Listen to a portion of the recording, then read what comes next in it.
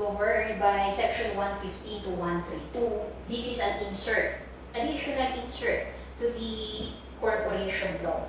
As the term itself suggests, this corporation is controlled, managed by only one person. That is why the formation of a corporation under the present regime, we are not limited to at least 5, even 1 to 15 incorporator or incorporators allowed. Now let us have a point of comparison.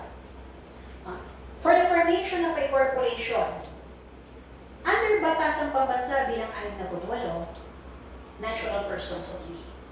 But under the new law, we are not only limited to natural persons, even juridical persons, partnership, associations, corporations can already form and be an incorporator of a corporation.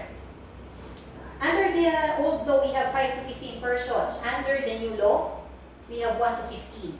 Since we are already recognizing the existence of one person corpo. Now, since natural persons of legal age, under the new law, if it comprises of natural persons, must be of legal age. But for juridical, of course, for as long as there is no legal impediment for that juridical entity. Majority are residents of the Philippines. Under the new law, we will not see this requirement that majority are residents of the Philippines. Must own or subscribe to at least one capital stock. Now, however, under R 11232, natural persons licensed to practice a profession and partnerships organized for the practice of profession, they are not allowed to incorporate unless provided under special laws. Those who are engaged in the practice of profession can only form a general professional partnership. Now, say that we have an example. If you will be forming an OPC, the name of the corpo, but there must be an indicator that that is an OPC. Usually, the corporate name includes corporation, incorporation, or incorporated, corp, period, INC, period. But if it is an OPC, there must be an indicator, OPC in the corporate name, to identify that that is a corporation and not a sole proprietorship. Now, what would be the characteristics of an OPC? A corporation with single stockholder who shall be the sole director and president of the OPC. Of course, if there's only a single stockholder, it necessarily follows that he will be the one managing the corporation, the director and at the same time the president. However, you take note of this. He cannot be appointed as corporate secretary. The single stockholder, who is the one managing the corpo, cannot be and should not be a corporate secretary. Another person should be elected, or should be assigned, appointed as corporate secretary. Can be formed only by natural person, trust, or an estate. A corporation cannot form, or your juridical entity cannot form partnership, cannot form an OPC. And only natural person, trust, or estate can form OPC. You take note of this. This will be included in your exam. As a rule, no minimum authorized capital stock. But since this is a corporation, the OPC is likewise required to submit articles of incorporation. But we can dispense the submission of bylaws. The corpo, the OPC, is required to submit articles of incorporation, but is not required to submit and file corporate bylaws. Again, let us have a backtrack. It has a single stockholder, the one managing, the president of the OPC. However, he cannot be appointed as corporate secretary And this can only be formed by natural person, trust, or an estate.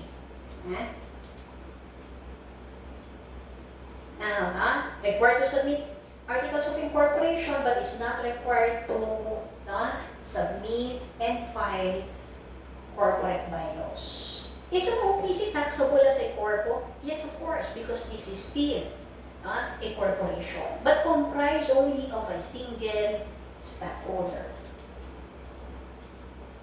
Now, this if you will be engaging in this kind of business, you cannot form an OPC. What are the businesses that cannot be an OPC? Pre-need companies, insurance companies, trust companies, public and publicly listed companies, banks and quasi-banks, non-chartered government-owned and controlled corporations, and natural persons licensed to exercise a profession may not incorporate as OPC. P2. And then we have 2Ns. Pre-need insurance, trust, public and publicly listed companies, banks, and quasi-banks, non-chartered GOCCs, and natural persons licensed to exercise a profession may not incorporate as OPC. Now, if you'll be applying as an OPC, submit the necessary requirements, your articles of incorporation, upon issuance of certificate of incorporation granting you the authority to operate under an OPC. 15 days thereof, you need to appoint a treasurer, corporate secretary, and other officers. And after appointment actually in an election, after appointment, you should notify the SEC within 5 days thereof on who are the appointed treasurer, corporate secretary, and other officers.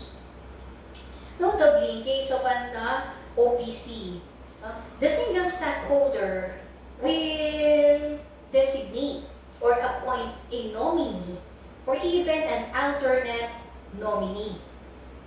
Who is this nominee?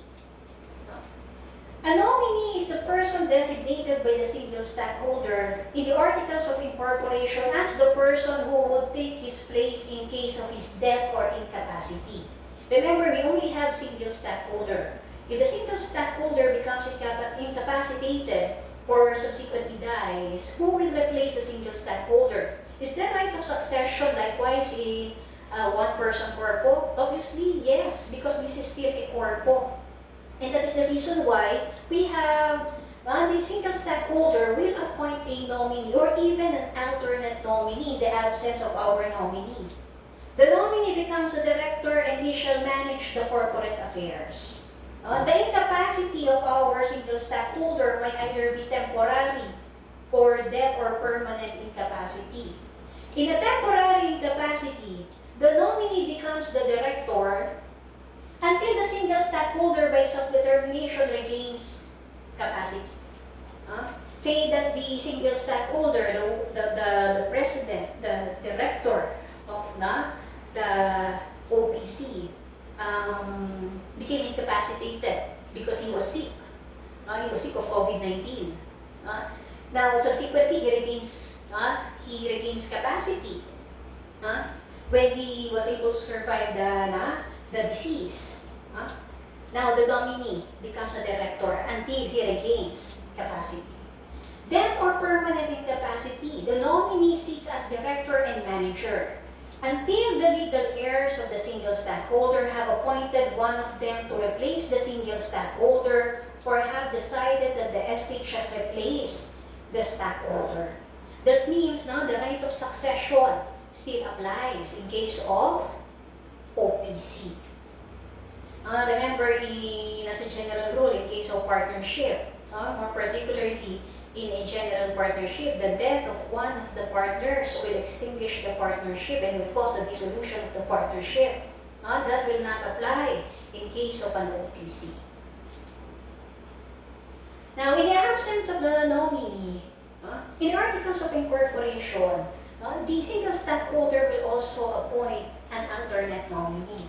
He sits as director and manager of the OPC in case of the death, incapacity, inability, or refusal of the nominee to discharge his functions. Just to be safe, if the nominee does not want to take over the management or of the affairs of the corp of the OPC, we have the alternate nominee. Same rules as nominee. We can consent when to withdraw. Now, liability of single stockholder. Would an OPC be the same as a sole proprietorship? Now, how do we distinguish one from the other? A sole proprietorship, whatever would be the liability of the business, it extends to the proprietor or the owner of the said business. And even if the business shuts down or closed, for as long as the proprietor or the owner is still alive and is surviving, he will be liable to the debts and obligations of the sole proprietorship business. Actually, the sole proprietorship name is just a business name. What has a legal personality is the owner of the business. However, in an OPC, the doctrine of separate juridical personality still applies. But there is a high risk that because it is an OPC, if it does not have sufficient capital, sufficient funds to pay off its obligation, the exception to the general rule of piercing the corporate veil may apply to an OPC. Liability of single stockholder. If the single stockholder cannot prove that the properties of the OPC are independent of his properties, then he becomes solidarily liable with the debts and obligations of the OPC. Solidarily liable. If the properties of the OPC are not independent of his properties, then he becomes solidarily liable. Now, he has the burden to prove that the OPC is adequately financed. If it is a mere dummy, or if you merely form an OPC for purposes of acquiring a separate personality different from your personality, it may happen that we will pierce the corporate veil. There is a high risk in forming an OPC because there is a greater possibility that the piercing of corporate veil will apply. If you were not able to prove that the OPC is adequately financed. Does the doctrine of piercing the corporate veil apply to OPC? Our answer is yes. The doctrine applies with equal force to OPC as with other corporations. Because basically this is still a corporation.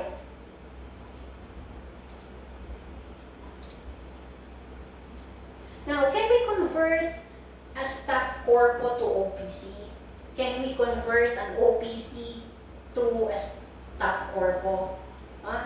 By the way, in case of non-stock corpo, the OPC applies in stock and not non-stock corpo. Can we convert stock to OPC and vice versa? Our answer is yes. When a single stockholder has acquired all the stocks of the stock corporation, he may convert to OPC. Saying that we have an existing corporation with several corporator stockholders. Then here comes a single person who acquires all the shares of the stockholders. He can convert that stock to an OPC. How? By amending the Articles of Incorporation. The OPC acquires the liabilities of the stock corporation as of the date of conversion. The date written on the certificate to be issued or certification to be issued by the SEC. You know what, in corporation law, we have the Nel doctrine. As a general rule, that the transferee does not acquire the liabilities of the transferor, except if there is a written agreement, except in case of merger or consolidation. And perhaps under the present regime, under the present law, in case of conversion of stock to OPC, the OPC acquires the liabilities of the stock corporation as of the date of conversion. This is an exception to the NEL doctrine. Later on, in the powers of corporation, we will be discussing the different doctrines. And that includes the NEL doctrine as initiated in the 2015 case. How about the conversion of OPC to stock corporation? When all the requirements for stock corporation has been complied with, amend the articles of incorporation. Liable for debts of OPC as of the date of conversion. Same rule applies in case of conversion from stock to OPC. Exception to the NEL doctrine. The legal heirs of the single stockholder may choose to wind up, liquidate, settle, or convert an ordinary stock corporation. That if you does not want to convert the OPC to stock, you can simply dissolve the corporation and then just put up an ordinary stock corp. Now, in relation to OPC, the concepts that we have discussed, what would be the liability? Same liability as a corpo. The same rule applies, except that we only have a single stockholder, but there is a greater risk of piercing the corporate veil. The growth, because there's only a single stockholder, the possibility of gaining growth in the industry is more or less probable. Succession, it has right of succession, that even if the single stockholder dies, we have the nominee, we have the alternate nominee, and then the legal heirs can appoint between themselves, or who among themselves will be the one to be in charge of the OPC. Tax as a corporation, abuse and misuse of OPC. Sometimes the repercussion at present times, I am only a single person, I would like to put up a business, but I do not want to incur more liability. Instead of putting up a sole proprietorship, I'll just put up an OPC because the doctrine of separate juridical personality will apply to me. Now, we mentioned in our previous slides some of the corporations, non-stock corpo, the religious corporations, closed corporations. In the pertinent provisions, the latter part of the revised corporation code, we have the set of rules. Let me discuss in passing the special corpo. Non-stock, what is the opposite of non-stock? We have the stock corpo. This is covered by section 85 to 94. Now, we made mention a while ago, no part of its income is distributable as dividends to its members, trustees, or officers. And any profit derived or incidental to its operation shall be used for furtherance of its purpose or purposes. Basically, because a non-stock corporation has been formed for a laudable objective. And what would be the purpose or purposes of the formation of a non-stock corpo? A non-stock corporation may be formed for charitable purposes. Religious, educational, professional, cultural, fraternal, literary, scientific, social civic service, trade, industry, agricultural, and the like, say chambers of commerce or trade. But it has been formed in furtherance of its purpose. It is not for profit or for business. Sometimes the midway between a stock and a non-stock is a cooperative. A cooperative. Now, would it be much better to form a cooperative rather than a non-stock? Remember that in a non-stock corporation, no part of its income is distributable as dividends to its members. You are not sharing in the income. Even if the income or the earnings derive from incidental operations, you are not required to have any share. But in cooperative, you can get your share, you have your capital contribution, and then you have the share in the earnings. Halfway between a stock and a non-stock is a cooperative. And that is governed by the Cooperative Code of the Philippines. Now, if we have directors in case of we have stockholders in case of stock corporation, directors managing a stock corporation. In a non-stock corporation, we have the members. And those managing the non-stock corporation, we have the trustees, the board of the trustees. Now, a member of a non-stock member now contributes to the capital of the non-stock corporation. And being a member, your right is non-transferable. As a rule, the rights of a member in a non-stock is non-transferable. Unlike a stockholder in a stock corporation, if he has shares of stock, he can dispose or convey his shares of stock. Unless, of course, we qualify, unless the articles of incorporation or bylaws provide otherwise. But as a rule, it is non-transferable. Each member is entitled to one vote. One member, one vote. In the members' meeting. One member, one vote. It is not by equity since there is no capital stock in case of a non-stock. One member, one vote. Such right may be broadened, limited, or denied if so provided under the articles of incorporation or bylaws. Proxy voting is allowed? Yes. What is proxy voting? Proxy voting authority granted to someone else to attend the meeting on your behalf. That is allowed. In stockholders or members meeting, proxy voting is allowed. In the board of directors or trustees meeting, proxy voting is not allowed. Now, at present times, under the new law, voting through remote communication or in absentia is allowed pursuant to its bylaws. That means na voting through teleconference or video conference is already allowed under RA 11232. Now, termination of membership depending on what has been provided for the articles of incorporation and the bylaws of the non-stock corp. Now, the board of trustees. Members will be electing their board of trustees. Then the board of trustees will be electing their corporate officers. What would be the number or how many board of trustees seats in the board of trustees can we have? Notably, we have 5 to 15 as a rule in case of stock corporation. But in case of non-stock, it may be more than 15.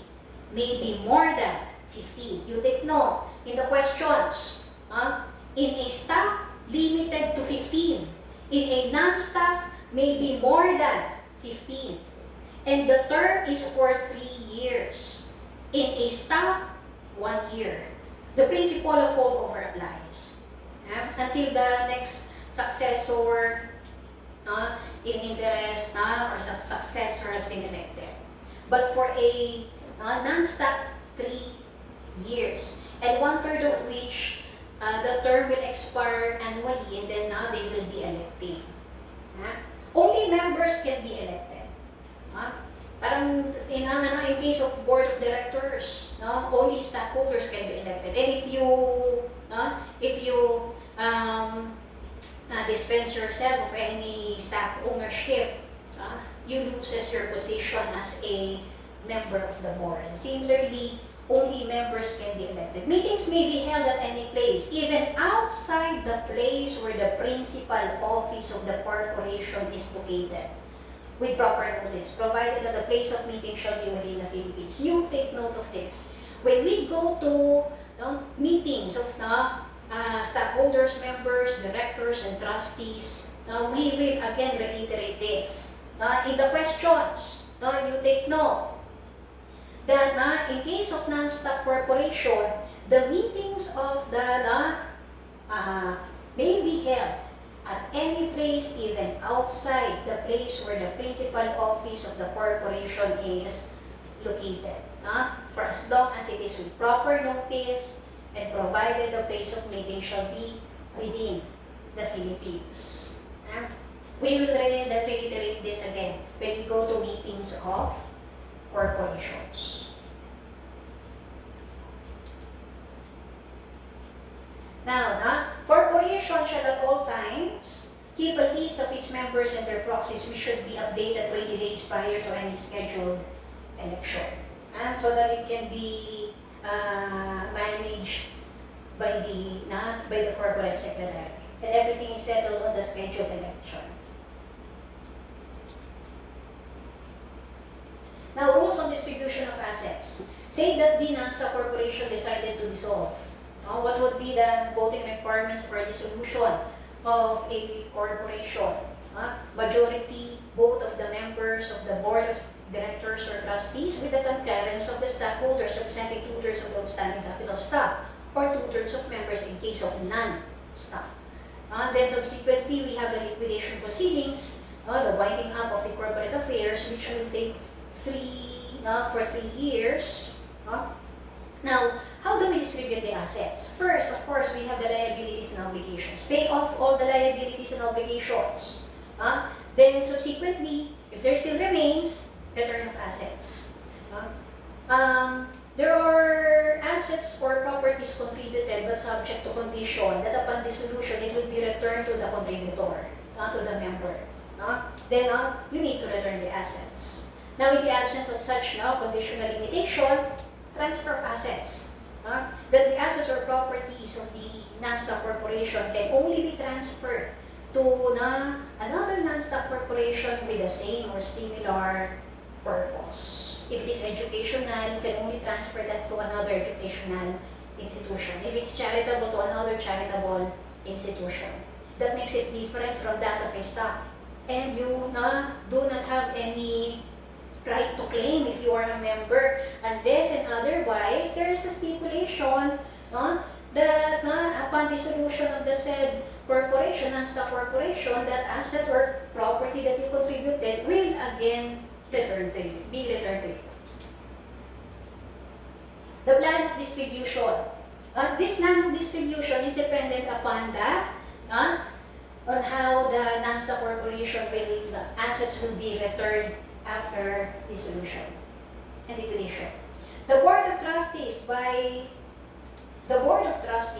majority vote adopt a resolution recommending a plan of distribution which will be adopted and approved by at least 2/3 of the members. Remember, stock and non-stock. But of course, we have a separate part discussing on stock corporations, the capital structure of the stock corporations. But again, 1-year term for the board of directors, 3 years for board of trustees. Next, closed corpo. What is the opposite of a closed corporation? Open corporation. Open corporation, its shares are open to the public. The shares can be offered to the public. Closed corporations limited because there are certain restrictions or limitations on the transfer of shares, and shares are limited only to few, not exceeding 20, and its shares are not traded through the stock exchange. This is governed by Section 95 to 104 of RA 11232. Now, what would be the contents of the articles of incorporation of a closed corpo? As I made mention, all the corporations issued stock of all classes, exclusive of treasury shares, shall be held of record by not more than specified number of persons, not exceeding 20. You take note, in the questions, not exceeding 20. Issued stock of all classes shall be subject to one or more specified restrictions on transfer. Say that this is Chu and Chan family. Chu and Chan family. Then the transfer of shares are limited only to members of the two families. Now, shares are not listed through the local stock exchange, neither subject of public offering. The shares are not offered to the public. Restricted or limited only to few individuals on the basis of their qualifications as stockholder. And by the way, closed corporations will only apply in case of stock corpo. Now, say that we have a closed corporation. The closed corporation is owned at least 2/3 of voting stock owned by an open corpo. A closed corpo, at least 2/3 of voting stock owned by open corpo. We cannot consider that corpo as a closed corpo. Remember, a closed corporation, at least 2/3 of voting stock owned by open corporation is not a closed corporation. Mining or oil companies, stock exchanges, banks, insurance companies, public utilities, educational institutions, and corporations declared to be vested with public interest cannot form a closed corporation. Okay, remember this in the questions, okay? Now, the articles of incorporation of a closed corpo we may mention, limited only to few, not exceeding 20. And then there is restriction or limitation of the transfer of shares. It must be provided for, and what would be the conditions? It must be provided for the articles of incorporation, and its shares are not traded, relisted. It is not through the stock exchange or subject of any public offering.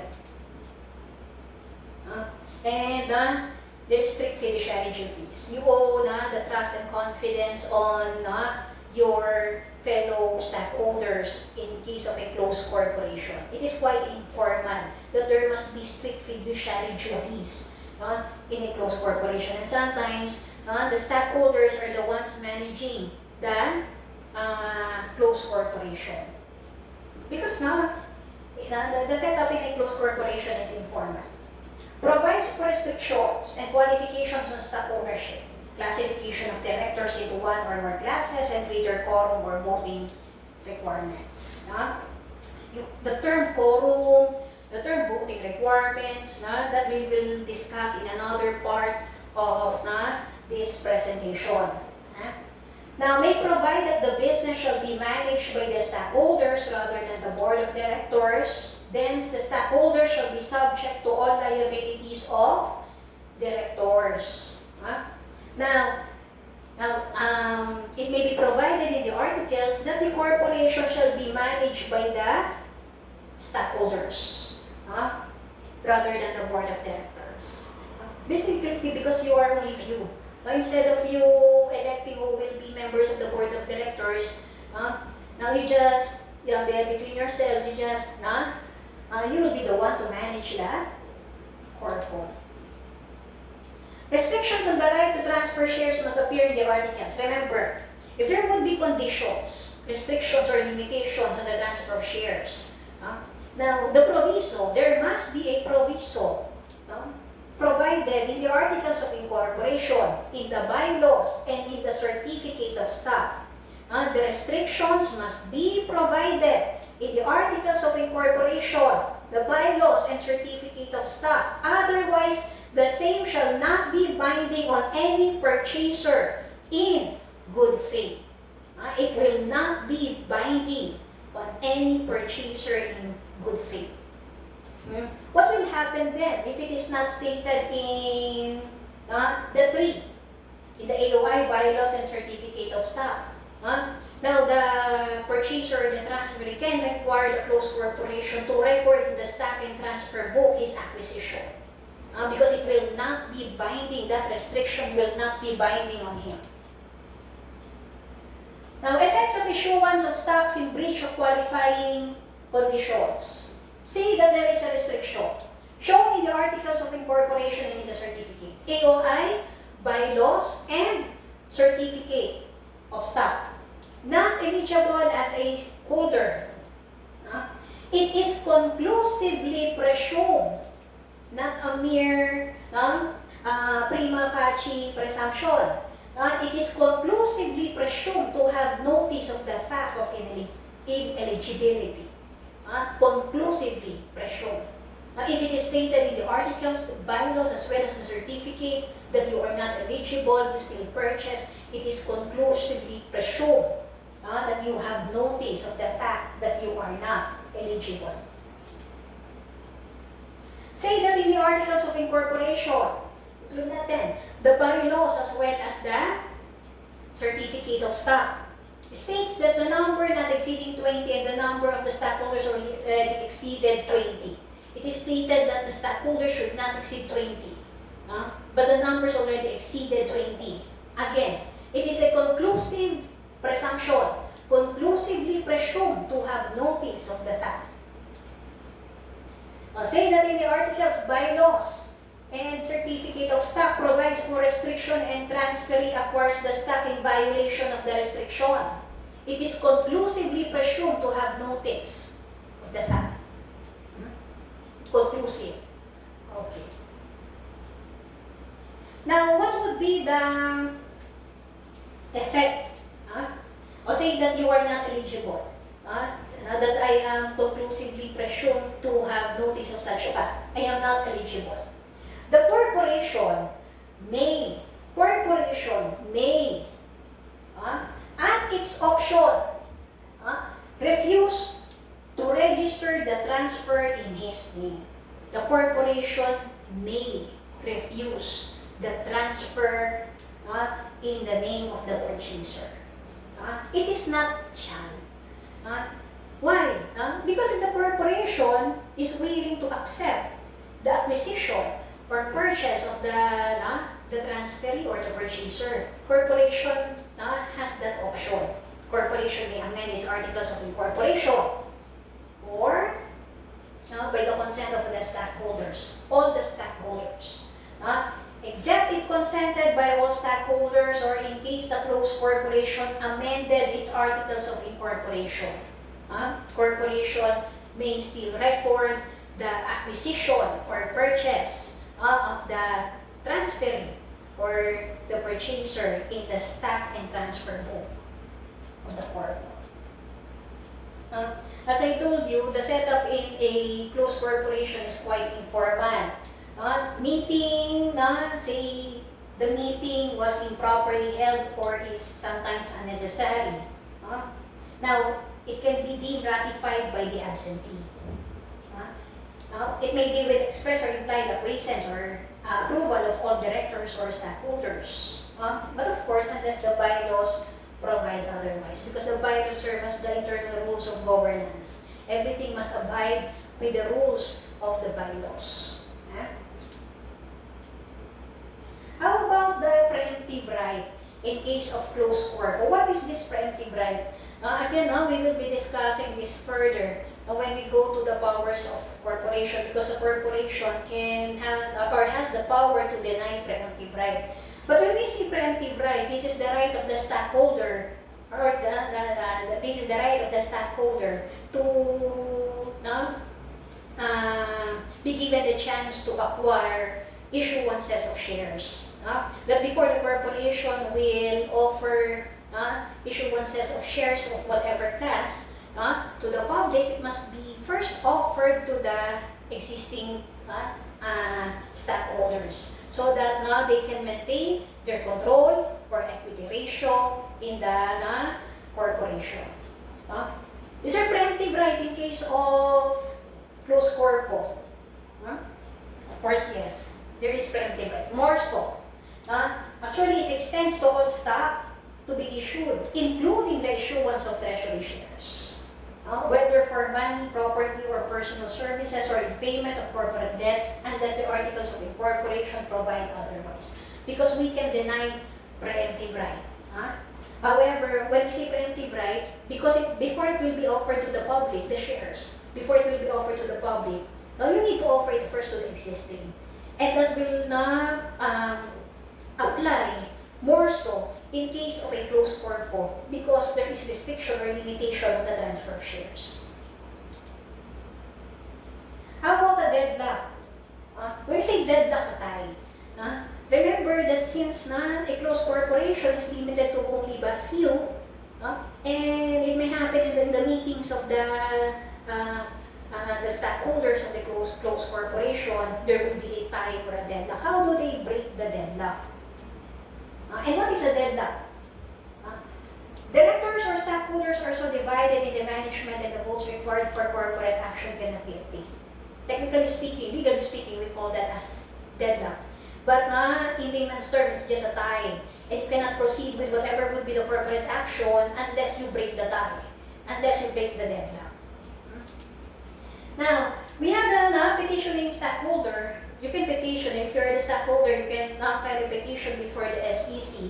SEC will either appoint a provisional director, a director who is impartial and objective, that can decide for the closed corpo. This will only apply in case of closed corpo. SEC has the power to arbitrate the